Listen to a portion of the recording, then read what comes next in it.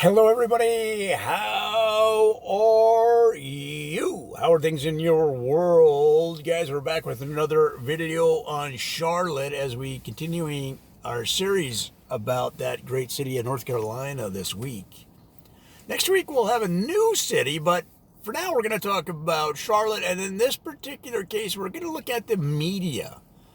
Because a city that's so old and it's played such a major important role in the American Revolutionary times usually has a rich media history, and Charlotte's no different. So let's go through it. Let's get right into it. And of course, if you're new to the channel, this is a parody channel where I make up 98 to 99% of this stuff up on top of my head. Why? We don't know.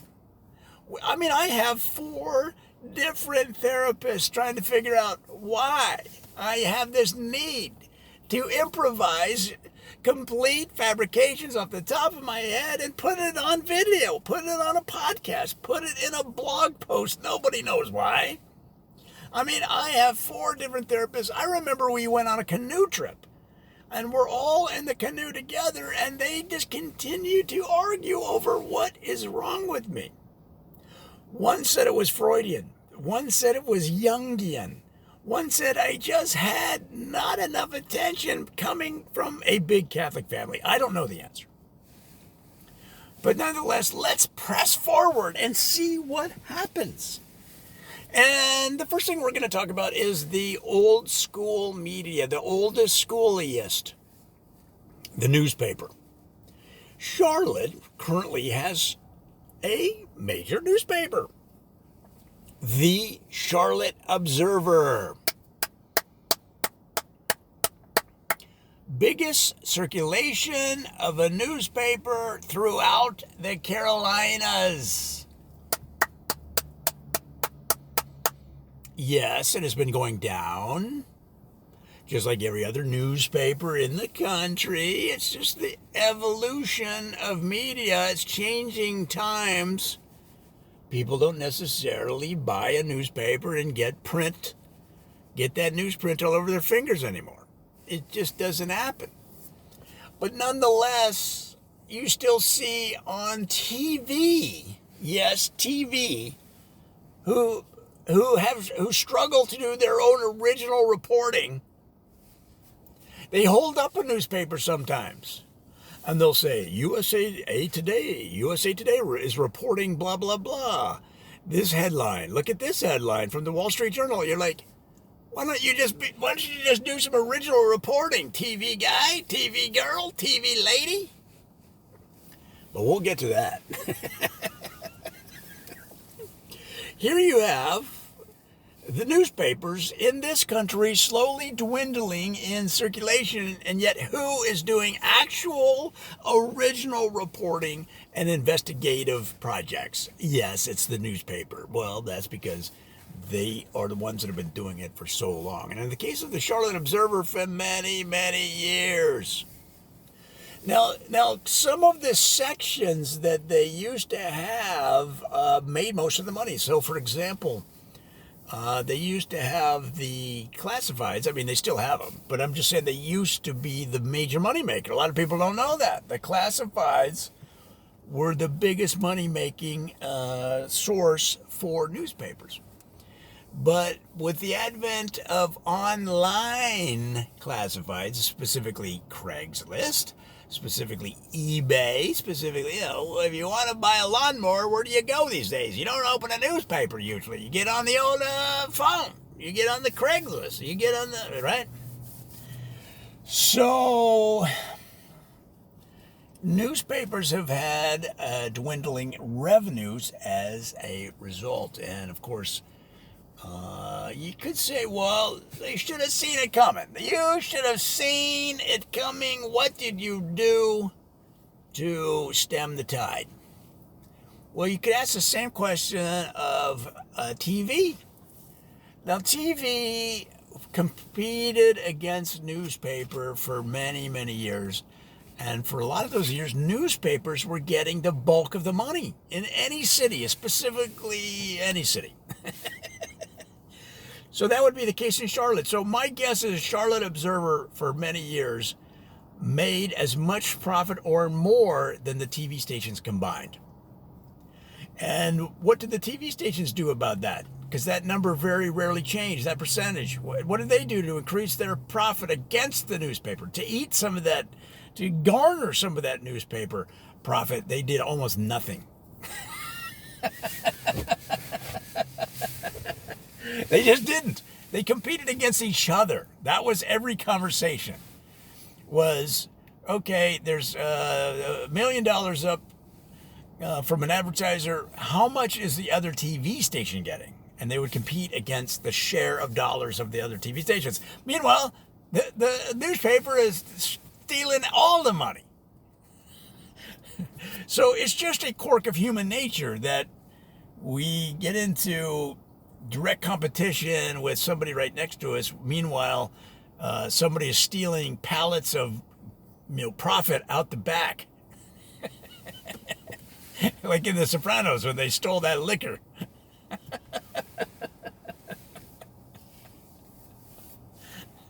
So you can't, it's just the way things are. The certain things in life are just the quirks of human nature. There's a little you can do about it. And in the case of the newspaper, you say, well, they should have seen it coming, and that's probably true. There's probably true.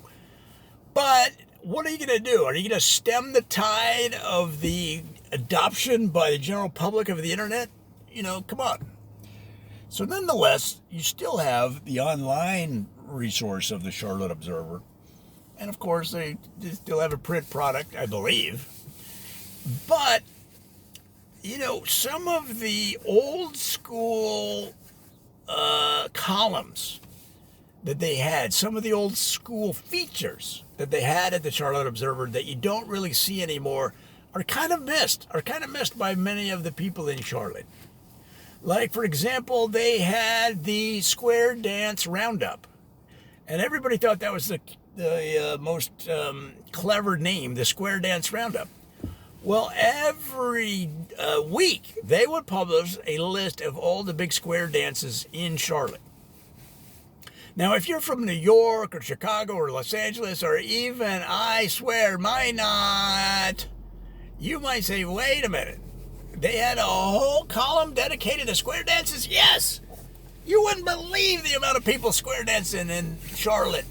In fact, it was so popular, and is so popular to this day, that sometimes the residents will recognize other people from their square dance group and start square dancing in the middle of the crosswalk as they cross the street in downtown Charlotte.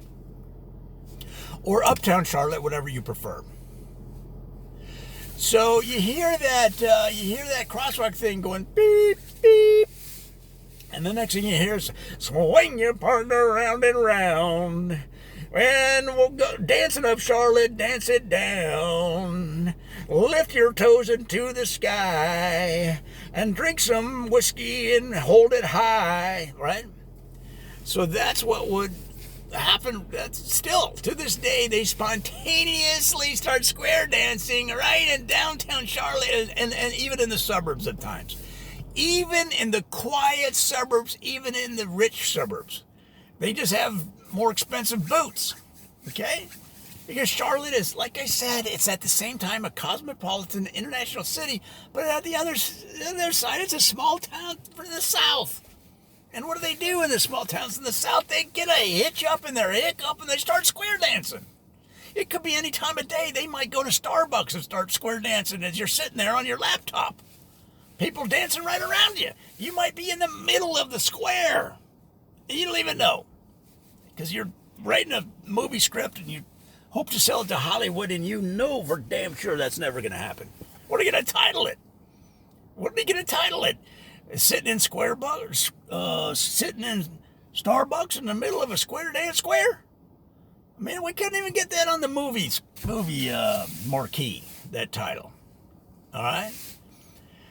So that is one example of the features of this newspaper that are gone, okay? Because there's less demand to get it on the print edition. Now, what did they do as an alternative? They put it on the app. But now the problem is that a lot of the people that are square dancing are some of the older crew, and they don't get on the apps. I mean, a lot of them, they don't know what the hell you're talking about. Hey, why don't you download the Charlotte Observer app? And they're going, what the heck? An app? It sounds like something that happens to your arm when you're square dancing too much, and you spin around and you bust it up against the door of the VFW, and you got to get it set in a cast. It sounds like an app. Can you fix my arm? Yeah, we can put an app on it. Well, then I'd understand, but you're saying it's some kind of technology on the phone? Declare. They'd be like that.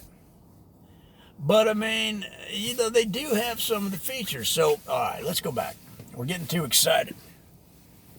So, another feature that a lot of people say has either been diminished or you don't see it anymore is they had an insane clown report. Now, because you have so many colleges in North Carolina, it's the most literate country place in the country.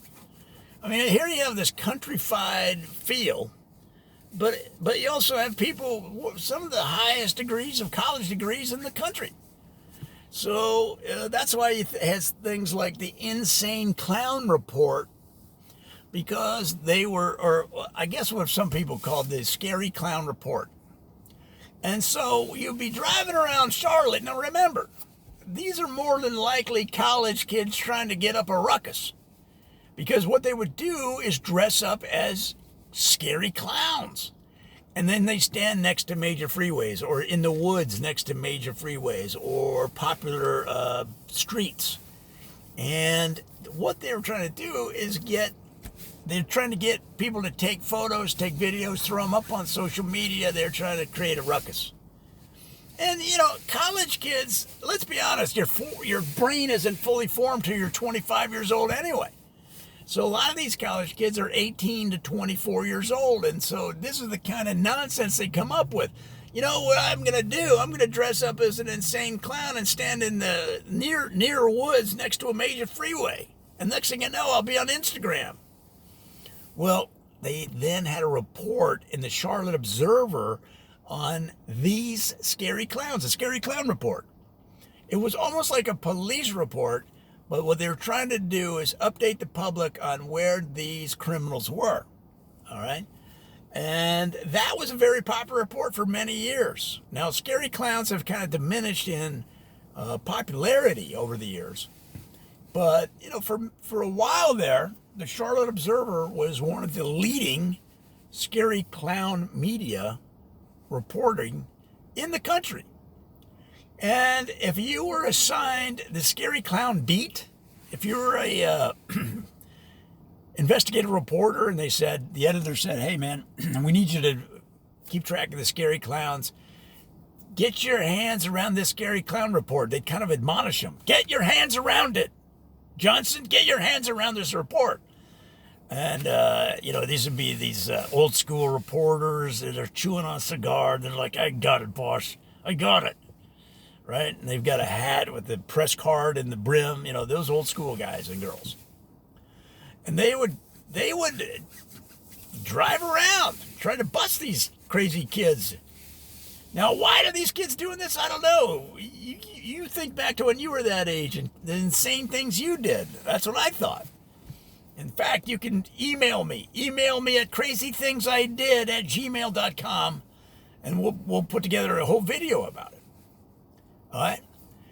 So these are the kind of things that the Charlotte Observer was leading the country in, okay? And remember, the Charlotte Observer goes way back. People don't realize how old Charlotte is and how important it was in the development of this country. This is what I'm trying to say. They were key in the Revolutionary War. Now you think about Boston, you think about Philadelphia. Charlotte was in on it, guys. They were one of the linchpins of beating those redcoats out. Get out of here. Take your taxation without representation back to London and put it in your teapot. Charlotte was a major linchpin, a key city in the American Revolution. People don't realize that. And the Charlotte Observer was the result of that. That's when the paper started, 1776. Now, you might have heard of Paul Revere's ride, where he rode through the country warning people, the redcoats are coming, the redcoats are coming. Well, that's exactly how they delivered the paper in the early days of the Charlotte Observer in 1776. The paper boys would ride through the country, and they'd say, "The Observer is here, the Observer is here," and they're riding on horseback, riding through the country, right? And they've got the newspapers in their satchel. And just like in the days where they delivered newspapers, maybe you grew up with a newspaper delivered to your house, and if you're of such age that you remember that the newspaper boy could never get it anywhere near the door. They could get it on the roof of your house.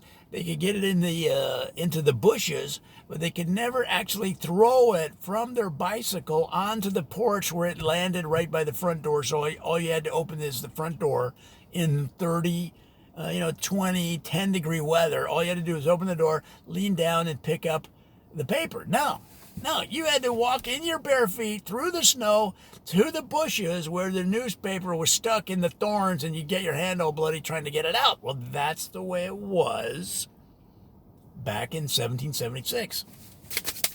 The Observer's coming. And they'd reach into their satchel as they're galloping past your farmhouse and launch the paper. And where did it end up? It ended up in the grain silo. It didn't end up on your porch of your farmhouse. It ended up in the grain silo or the hen house. And you'd have to go in there, and the hens are already reading your paper. The rooster is reading your paper. Now listen, one of the pleasures of getting the newspaper was being the first to read it before they messed it all up. Before they got all the papers all crisscrossy and you weren't able to easily and neatly turn the pages. You couldn't, because somebody else already read the paper and it was all crinkled up, and the pages didn't turn properly. Well, that's what the hens were doing with the damn paper in 1776. The chickens. The rooster. They're reading your paper while they're laying eggs. It'll be like, "Buck, buck, buck, buck. Can you believe this story? Can you believe these scary clowns?" Oh, like that. And they're talking to each other, and you have to go into your own hen house to get your own paper. I mean, it was frustrating in those days, okay? But nonetheless, it was the only media they had. They didn't have Instagram. You couldn't have your own account of an Instagram in 1776. What were you going to do? Take pictures of your boots with 17 buttons? Okay, they didn't have it, thank the Lord. I mean, it took you 4 hours to put your boots on with all those buttons. And and what about the ladies with the girdles with 15 different latches and laces and ropes and ties and buckles, and they had those stretchy hooks. I mean, just to get it, that was before they even went to breakfast. They get that girdle all ratcheted up and cranked up. They had to start up they had to get like 15 people from the neighborhood to kind of push in, get them breathing like that, okay, and they'd have a team getting that girdle all satcheled up, So that's kind of the way it was going down, but I'm just trying to give you an idea of the extent of the Observer's experience and history, that it's so important, such an important media in Charlotte. And it's really, when you're that old and you've been around that long, you become part of the personality of the city. You reflect on, how many generations got the Charlotte Observer paper? For, again, 200 years worth. So how many generations is that? Like 30 generations? I have no idea. So, in other words, great-grandpappy got the paper, great-grandpappy, super great-grandpappy, ultra super great-grandpappy. They got the paper. 1830. So the history of the city is wrapped up in the media. This is what I'm trying to say. I'm trying to give you the human element that's so important in these stories, okay? So the newspaper is going to be, it will survive in some capacity, but I'm just trying to give you the depth of the history of the role that it played in the growth of this great city. Let's keep going.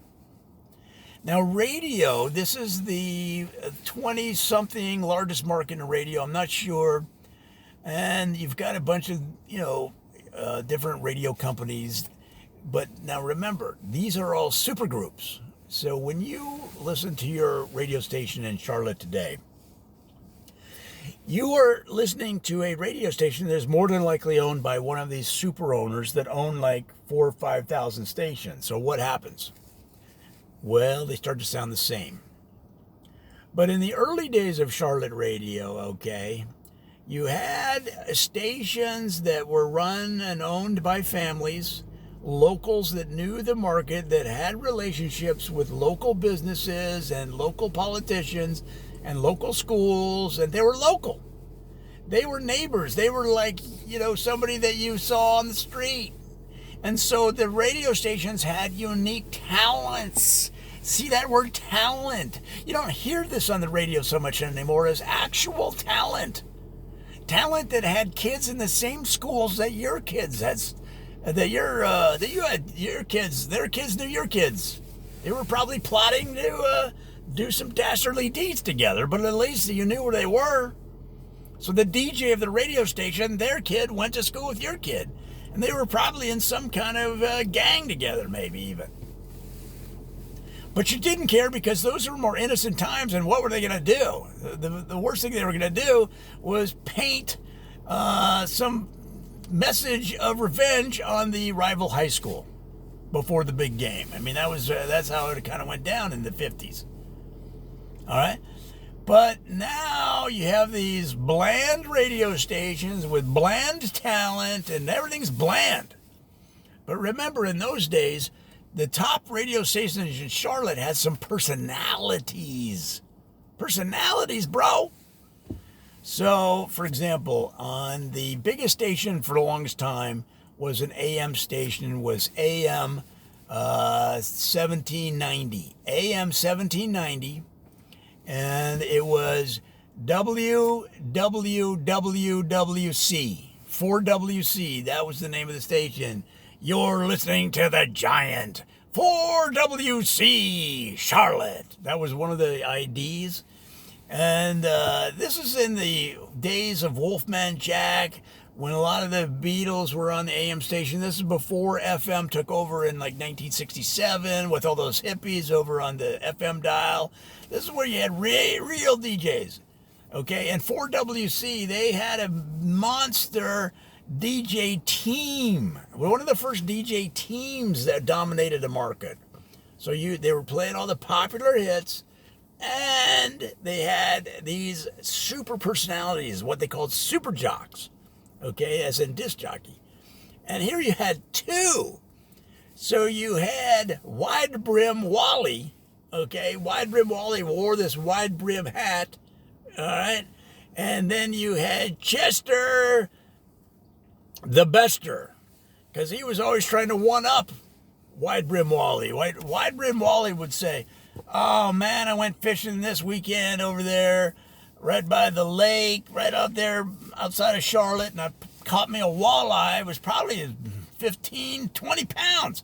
And Chester the Bester, he'd be like, oh, well, that's interesting. I was just out in the Atlantic catching skyfish. A skyfish.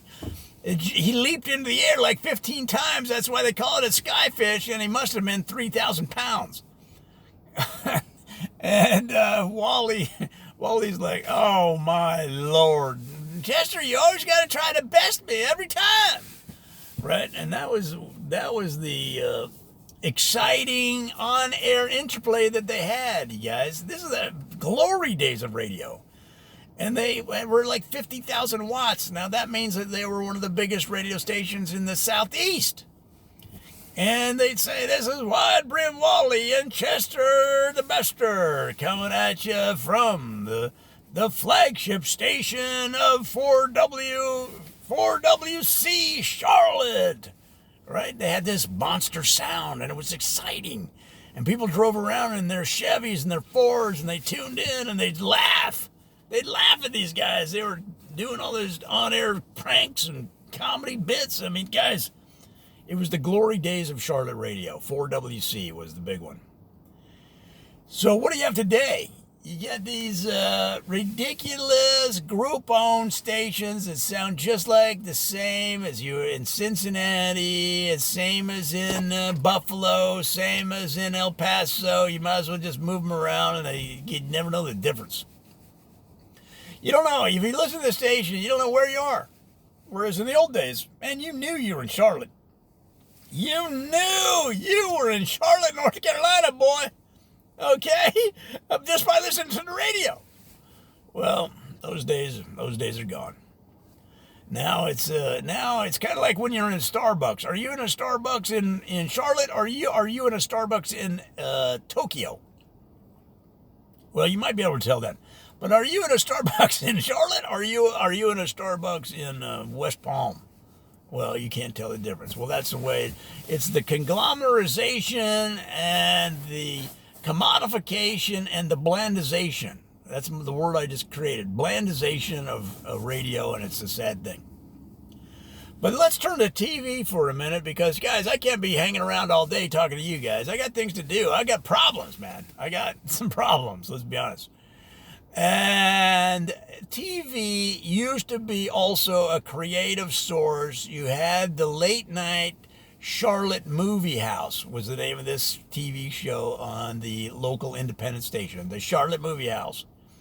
And they had this guy that get on there, okay, and he would wear a scary mask, and he would be the host of the scary movie every Friday and Saturday night. This guy would get on there, and it would be like 2 a.m. And these college kids that were so prevalent in the area because of all the colleges, they would stay up, and they'd have an adult cigarette, and they'd stay up till 2 a.m. just to watch the Charlotte Movie House. And this guy wearing a scary mask, and he'd have a different mask all the time. And he called himself Scary Mask Mark. And Scary Mask Mark he'd talk in this low voice. He'd go, the feature this week is Vincent Price. Vincent Price in The Heart Inside My Chest is owned by a different man.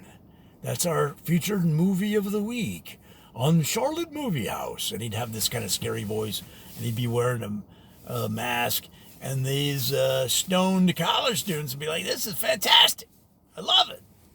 And they'd be eating a Domino's pizza that they ordered, and then they forgot that they ordered, and the guy's pounding on the door for 15 minutes saying, "Come on, open the door, you guys ordered a pizza." And they're like, "Oh, yeah, I forgot." So that kind of local creativity is gone. Again, the commodification and blandization of local media.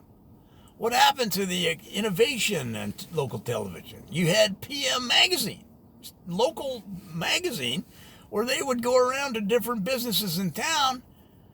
Well, you know what happened was these dang syndicators were pushing their shows, and they're like, "You don't need that dang PM Magazine. Just get our show from Hollywood. People will prefer that." And I'm thinking, no. Well, maybe. But, I mean, there's room for both the local shows and your Hollywood shows. But they didn't put the money into the local show. They just threw some guy with a good hair in a affable demeanor, and they had him walk around town and with a camera crew, and they'd go into the diner, and they'd say, "Hey, we're here at the Charlotte Sunrise Get Up and Adam Diner, and they're having a special on pancakes. And so come down here and get their 3.5-inch blueberry pancakes for $1.50. And they expected that to be local television. Well, no, guys, you got to put some money in it, man. You got to get behind it. Or they'd have the worst is they'd have the general manager doing editorials on the news. Are you kidding me? The general manager. What the hell? What are you thinking? Putting the general manager on the TV?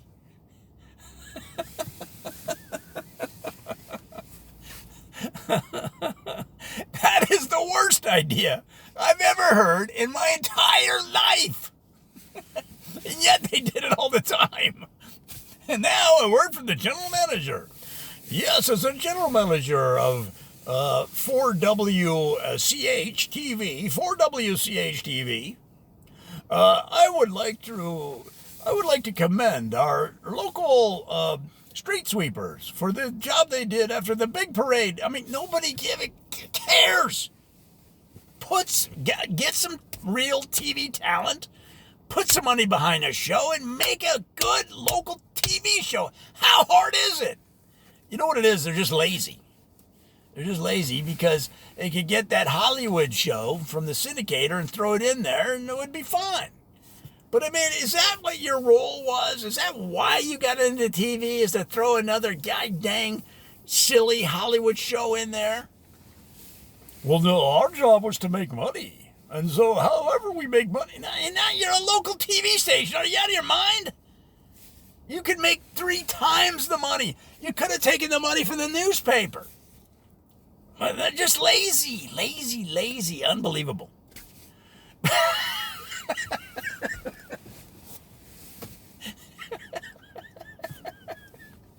Well, not only lazy, but lack of creativity. Like, come on, man. You're a TV station. You're acting like a movie theater. Why don't you just break out some popcorn machines, you know? Ridiculous. I could never understand it. I just thought this is out of control. In fact, I hope with the evolution of media that people buy TV stations, which are going to diminish in profit, which will make them more affordable. I hope some good local broadcasters buy these TV stations, kick out all the knuckleheads, and actually run a real TV station. TV. Get it? TV? It's not a movie theater. It's a TV station. You're not just running Hollywood shows. You got your local TV station. Come on. I don't understand it. Guys, I'm going to have a heart attack. So that is the state of media in Charlotte. That's just an overview of the, just some of the media. We didn't get to all of it. We didn't even talk about the local shoppers. Oh, my Lord, we could go for weeks on the local shoppers. But, guys, I got to cut it off. I got to get to my therapist, number one therapist of the 4 that I currently use. And I got a daily session, which each one at a time, meaning one session a day, like Monday, number 1, therapist number 2 on Tuesday, 3, etc. And so for that reason, I got to run. But come on back, guys. We're going to do Charlotte all this week and continue our series. And next week, we'll have a brand new city. And I'll see you then.